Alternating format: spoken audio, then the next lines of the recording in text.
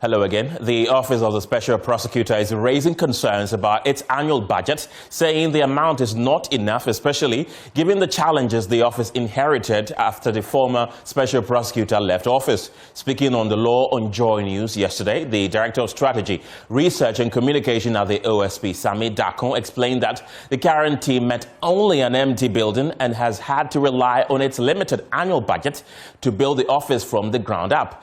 We'll hear from him shortly, but first, the head of research at Joy News, Kofi Agyei, is joining me in studio with the budgetary allocations and disbursement over the years. Kofi, your team, of course, has been digging. Walk us through the figures. Well, so this is the OSP's budget since inception, 2018 to 2026. We are doing the budgetary allocations. Right. And as you can see, the 1.2 billion Ghana cedis is the total allocation. But one thing we've also realized that although this money is huge in terms of allocations or budgetary allocations, what we also see is that the budget credibility in terms of the difference between allocations and actual, disbursement or release or expenditure is usually around 50%. So although the OSP will get a budget in a certain year, in terms of the actual releases, we've seen that there's around 50%. And one other big issue that the OSP has, you can see the trend of the OSP's, budgetary allocation since 2018. And this next year, for instance, the projection is that if you look at what has been approved so far, they will be spending some 159 million Ghana cedis. But the question is, if the OSP has a budget credibility of about 50%, then the expectation is that even though this money is huge in terms of allocation, they are going to get, less in terms of the, and when it comes to releases. And we've been trying to understand the OSP's 2025 budgets, for instance.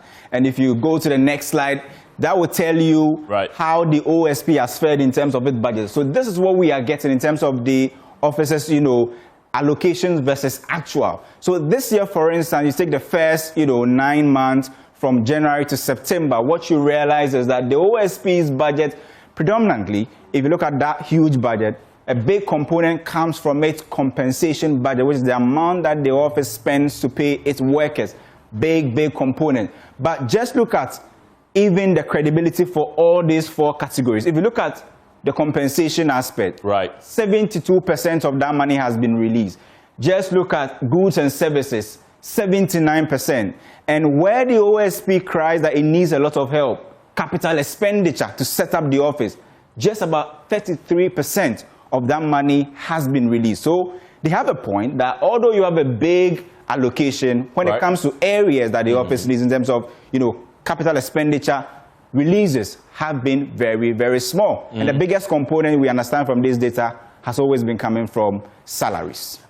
That is a very huge number if you look at the monies used to pay them. Do we know how many people work there that are being paid this amount? Well, of course, we currently do not have the exact number of people who work at the office. But one thing we know is that its salary budget is very huge. And maybe the assumption is that since they are the ones going after those who are corrupt, you should be able to pay them more so that they don't get corrupt. And in fact, just this year, for instance, the OSP's compensation budget is around 71 million Ghana cedis. Out of how much?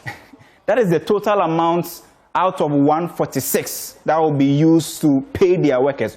71, or let's say roughly 72 million. That's almost half. As of September, the OSP has already used 52 million. They've spent 52 million of that 71 million already. We are left with about 3 months in terms of the accounting. That will show us a picture of how much the OSP spent out of this 71.2 or 0.8 million allocation for salaries payment this year. That's a huge figure on the smart world there. Indeed. Kofi Agyei, thank you very much. That's the head of our research desk here at Joy News. Now,